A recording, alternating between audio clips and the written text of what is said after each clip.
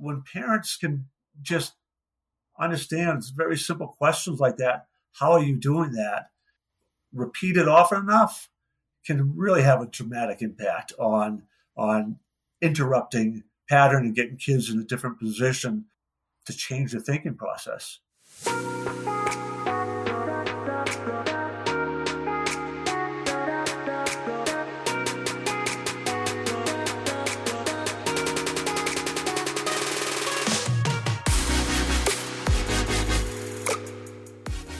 Hi, I'm Veronica, licensed marriage and family therapist, entrepreneur, and host of the Empowered and Unapologetic podcast. I was 1 month away from divorce. The court papers were filed. We had just had our first daughter, and I felt more alone than ever. My husband told me he was tired of competing with my career. I was overwhelmed, disconnected from my family, and questioning everything I had built. I didn't want to lose my marriage, but I also didn't want to keep losing myself. So I did the hardest thing I've ever done. I stopped pointing fingers and started doing the work on me. Now, after 25 plus years of marriage, raising 3 daughters, and running a thriving therapy practice, I'm here to help you do the same. This podcast is for the woman who looks like she has it all together, but secretly feels like she's falling apart. We're talking real marriage struggles, parenting teens, rebuilding trust, reclaiming identity, and finally feeling like you again. Pull up a seat. You don't have to figure it out alone. This is Empowered and Unapologetic.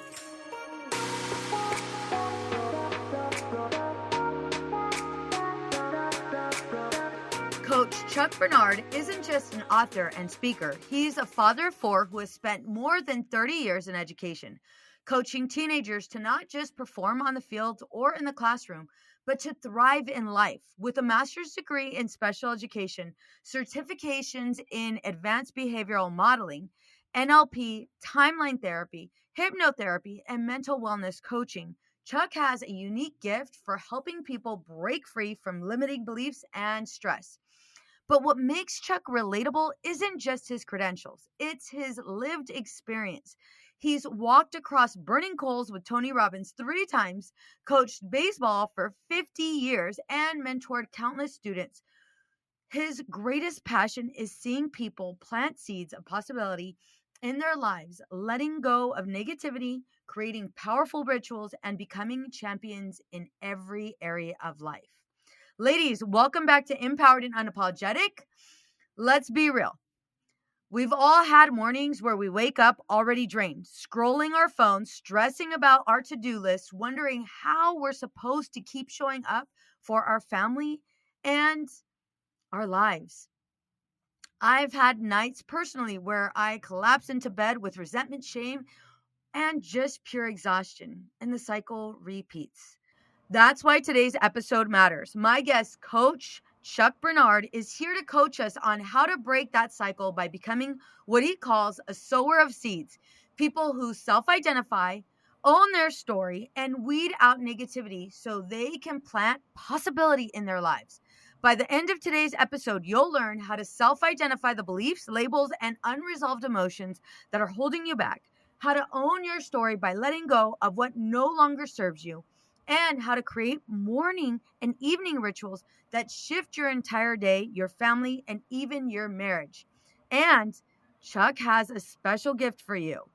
His 10-week blueprint to health, happiness, which you can download and start using right away. So please help me by welcoming my guest. Hey, Chuck. Thank you for having me. It's an honor to be here, so appreciate it. Absolutely. I'm super excited to have you. So here's where I want to start. So many of us moms wake up already overwhelmed. Kids, work, marriage, and the constant grind.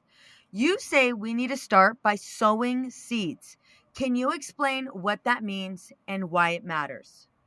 Sure. Sowing seeds is an acronym that really for the 3-step process that we need to do to begin to kind of shift our mindset and begin to kind of take control of our emotions and everything else. And the first step of that is the S, and that's the self. And what I mean by the self is we need to begin to be able to self-identify and practice some self-reflection to begin to identify those things in our life that are some of the limiting beliefs, the labels, the emotions we still might be holding on to, and even the strategies that we use to uh, to get stuck in the stress that we're feeling, right? So, question I often ask is, how do you do something? So that's all part of the self. It's beginning to try to identify what's going on inside of yourself. The O in SOWs is ownership. Once you've identified it, you need to own it. And by owning it, that means we need to begin to understand that we can take charge over the beliefs that we have, the labels we've accepted or given ourselves, the emotions we're holding on to, our value structure, all those things that are playing around in our unconscious mind that are help us to either avoid or get out of the emotion of the stress, or can trap us in the emotion of the stress. So we need to begin to take ownership of those things. And the W stands for weeding, and is basically weeding out all those negative strategies, emotions, beliefs, labels, the things that are working unconsciously that kind of suck us into the emotion of stress and all the many things that can kind of overwhelm us and get us stuck in a cycle of stress. Yeah, absolutely. You talk about self identifying. Honestly, although that sounds interesting, at the same time, it's a little scary. For a mom who's constantly pouring into others, how does she even begin to look at her own labels, beliefs, and unresolved emotions without feeling overwhelmed? Yeah, so the first step is to begin to understand that it doesn't you don't need to be taking like an hour and a half. You can do things in little steps. And the first step might be thinking of yourself just as a mom. And what are some of Yeah, those self identifying labels and beliefs that you have about being a mother? And get it written down, write it down on paper. Take 10 minutes. Next day, all right, what about as a wife, as an entrepreneur, right? Then you just keep going through this. And when I work with clients, it's I try to emphasize 10 or 15 minutes. That's it. You can find 10 or 15 minutes. Don't think you need to do an hour and a half session or anything. One piece at a time, one step at a time. We get that information written down. And once you have it written down, then your awareness will kick in. That's going to be a big thing, and beginning to recognize the patterns that you're running. But then we can begin to take ownership once we realize what those things are. And it's short increments, right? It's a little yeah, bit each day. gotcha. Let's talk about ownership because that seems to be really huge. So many women listening feel like victims of their circumstances. Kids not listening, husbands checked out, work drained them. How do we shift from blaming to owning in a way that feels empowering instead of shaming? Yeah, just about everybody in the kind of coaching arena, kind of we talk about that, right? That we are the ones. It's our decision how we react to the things that happen to us, and it's sometimes easier said than done. And I acknowledge that, but there are those moments where you just need to begin by asking yourself a different question. And one of those questions I use with students a lot and use with the adults I work with is, how do you do that? It's a question I actually had to ask myself. 3 years ago in 2022, my wife became diagnosed with cancer, and we got the official diagnosis in June. Wow. July, she passed away. We had no time to fight it. We had no time to do any of those things, and obviously that like rocked my world. And I had to learn under that kind of stress level, like, all right, I own these emotions, right? I need to understand when I'm beginning to kind of wallow in it. And I had asked myself that question: how am I doing that? Yeah. How am I allowing those emotions and understanding it? There's no guilt trip for myself for feeling them. None of that. It's just understanding how I'm doing that. so I can then begin to get myself unstuck when I'm finding myself beginning to spiral down. So, Yeah. real process-oriented questions like, all right, how am I doing this? How am I letting this trigger me? Puts you back in control of it, and it's might sound really simple, but it can have a very profound impact. Yeah. That must have been really difficult for you, Uh, especially with 4 children. yeah, and my kids were older at the time. My youngest was still in college, um, and I actually interviewed them for my own podcast when we talked about all this. But it all of us talked about that same thing: is we needed to understand. And when I heard my kids saying it as young adults, I was like, all right, you've got some of those lessons. Yeah. Um, but it is sometimes important to know that you have somebody else to go to too, to share that with. And that can be really powerful. Um, about 6 months after my wife passed away, a former student who I kept in touch with over the years, she has an amazing story to share. Um, but she lost her brother to a drug overdose and a grandmother who raised her within 2 weeks just before Christmas. And her family had a long history of alcoholism, drug abuse, depression that she had been able to avoid her whole life. And at this time, she was like 23, I believe it was at the time of this happening. And she was beginning to be drawn into that. But she said, and we kind of did some Zoom meetings and all, we got Yeah. together. She knew my wife had passed away, so we were able to share some of that grief. But she said some of those foundational things about owning it and about asking better questions that we had taught way back in middle school, she had in her toolbox. And just me kind of reminding her of that, she Yeah. said, really, that's what began to help her turn things around. So having somebody like that, knowing that you have these things in your toolbox, and then having somebody there who can remind you of that can be really powerful. I agree. I agree.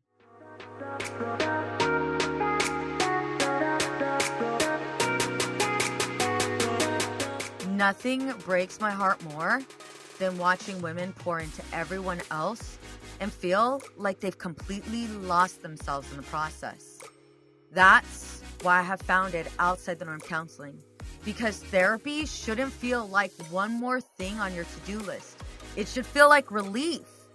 I'm Veronica Cisneros, licensed marriage and family therapist and host of the Empowered and Unapologetic podcast. And I know what it's like to look around at your life and think, why does everything feel fine, but feel so off? At Outside the Norm Counseling, we help women who are high functioning on the outside, but silently falling apart inside. Women who are waking up overwhelmed, snapping at the people they love, and carrying guilt that never seems to lift. And if you're not ready for therapy, that's okay. Let's start small. With my self-paced course, Reignite Your Marriage and Reclaim Your Identity. This is for you, not your husband. Because when you reconnect with yourself, everything else begins to shift. Head to OutsideTheNormCounseling.com to start. Remember, you don't have to keep holding it all together. You just have to take the first step.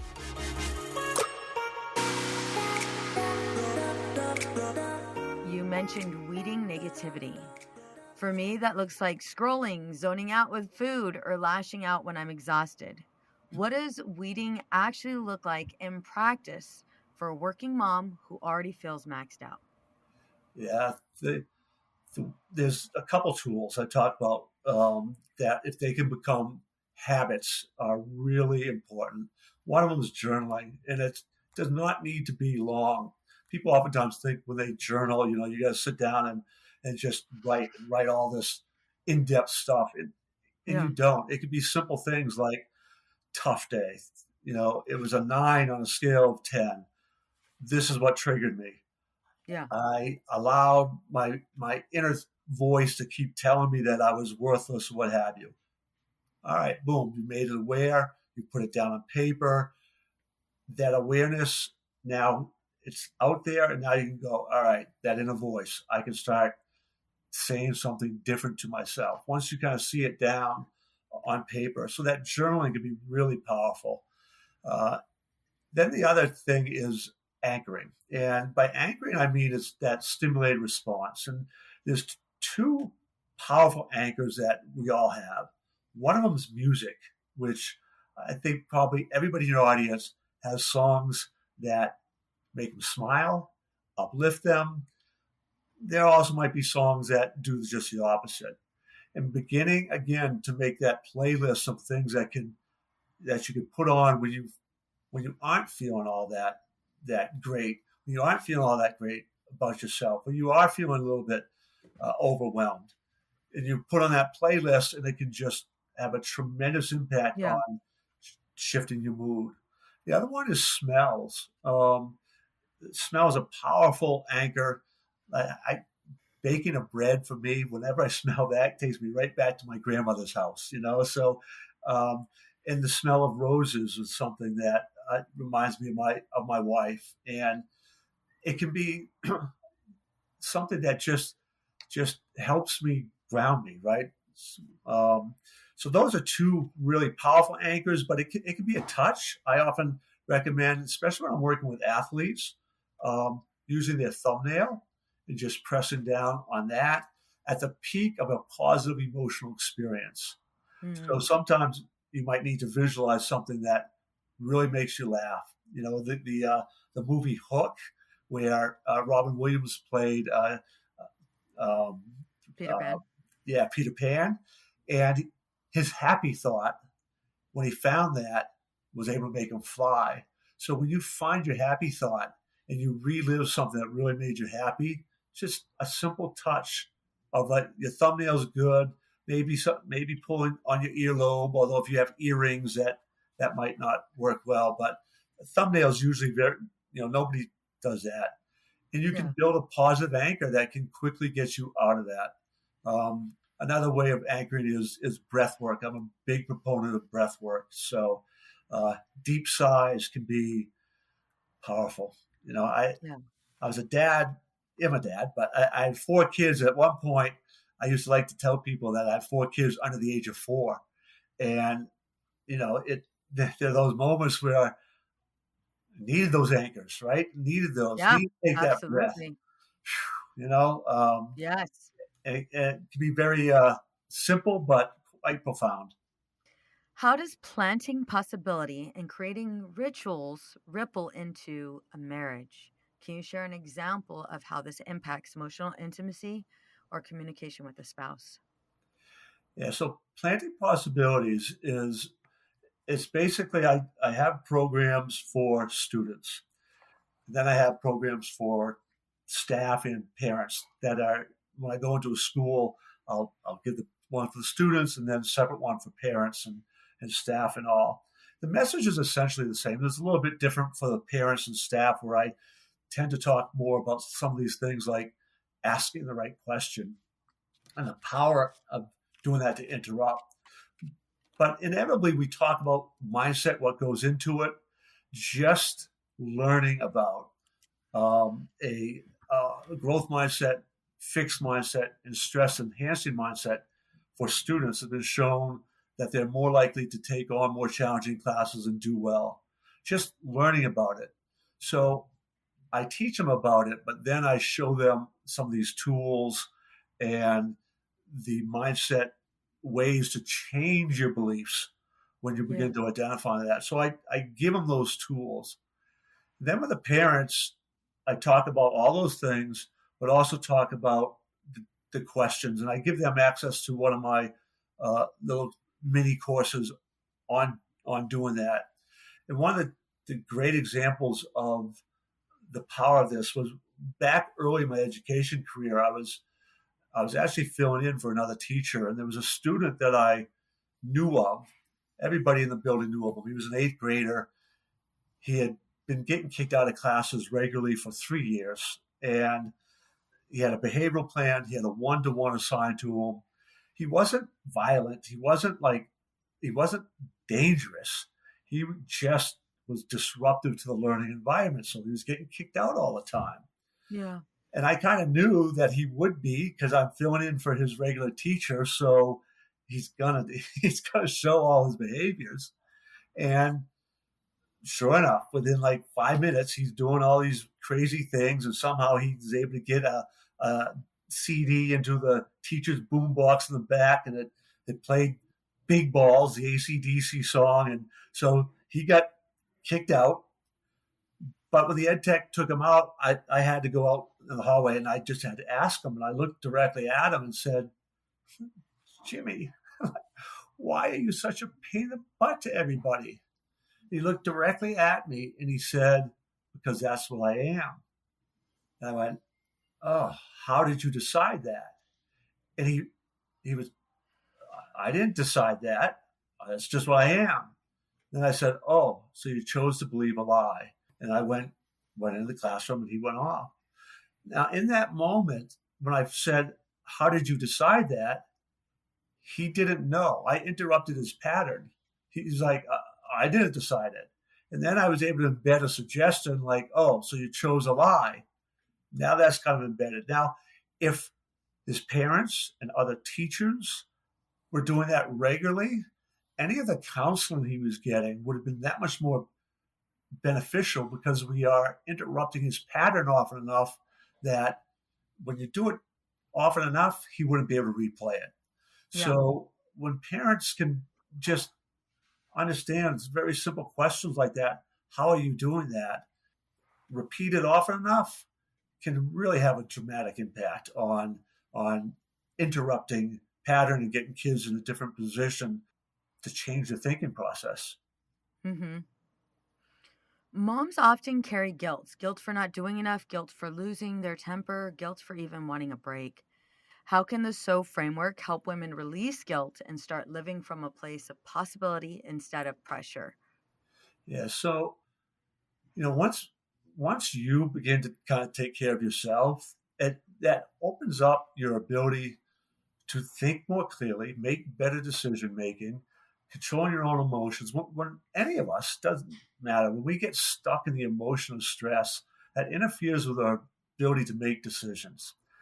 When we are stuck in those negative emotions and become reactive, we can't see all the possibilities. We can't even necessarily see all the different doors, uh, questions that we could ask, ways to respond to somebody.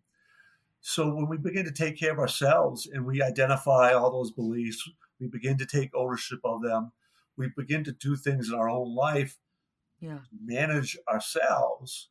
That begins to open up not only the possibilities for how you interact with others, but just the direction that you may end up going. I think it was Tony Robbins who has said that change happens in the moment of a decision. And those decisions are harder to make when we have all those overwhelmed feelings and the emotions and all those negative labels interfering. Yeah. So once we plant those seeds of possibility, more possibilities become available to us. Mm-hmm. If you could give my listeners 3 small practical steps today to start planning possibility in their lives, what would they be? First, begin a practice of journaling in the evening. Very simple, some breathing exercises. I love box breathing, uh, Mm-hmm. primarily because box breathing, when you do it often enough, it slows your breathing down on average. And and I know once I started that habit, I became less likely to succumb to some of the buttons pushing with the students I worked with. I worked with kids who were, well, they already had their PhD in pushing buttons. All right. So Mm-hmm. they knew how to push buttons. And developing those breathing patterns and habits, it just changed everything on how I operate in school. And box breathing can be simple, just 2 minutes of breathing in to a count of 4, holding your breath for a count of 4, exhaling for a count of 4, holding your breath for a count of 4. You do that for for 2 minutes. I usually recommend 5 to 10, so it doesn't need to be long, but that's a powerful powerful tool to begin practicing. And then, Yeah. like I mentioned earlier, anchoring. So music playlist, put one down, get it on your Spotify, whatever account you have, and start your day with that. Uh, One last one would be gratitude too. Yeah. Name them. Name what you're grateful for. Simple Mm-hmm. things that don't need to take much time. Mm-hmm. Chuck, my biggest takeaway is that we can't expect change if we're carrying around unresolved emotions, old labels, and negativity. We have to sow new seeds to self identity and weed out what doesn't belong. And we can do that through simple, powerful rituals every morning and every night. So, ladies, here's my challenge to you. Tonight, instead of scrolling before bed, which let's all admit we're all addicted, take 5 minutes to write down one negative thought you're ready to weed out and one possibility you want to plant instead. Chuck, thank you for sharing your wisdom. Where can our listeners grab your 10-week blueprint to health and happiness and connect with you further? Thank you. If they go to coachchuck360.com, coachchuck360.com, there's a contact me there section there, and they can email me, WhatsApp, text me, whatever. They give me their first, last name, best email, and just put Veronica gift. I will get them the link where they can access that. Thank you again, Chuck. Ladies, until next time, remember, you have the power to plant seeds of possibility in your life, your family, and your marriage. Chuck, it was an absolute pleasure. Thank you so much. Thank you. It was a pleasure.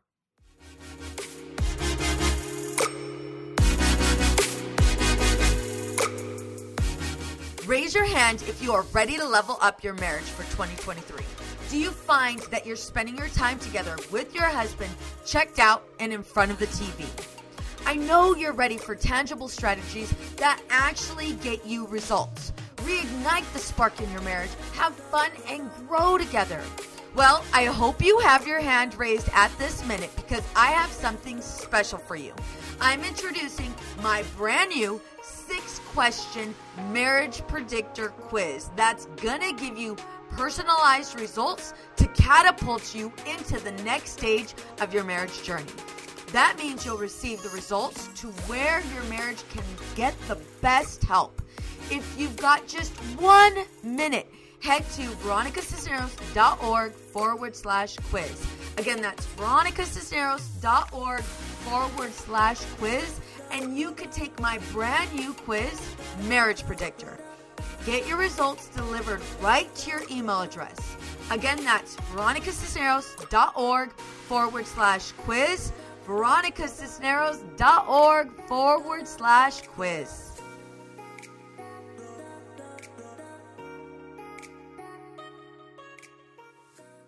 What's up, ladies? Just want to let you guys know that your ratings and reviews for this podcast are greatly appreciated. If you love this podcast, please go to iTunes right now, write a review, rate the episode, and subscribe. Don't forget to share it with your friends.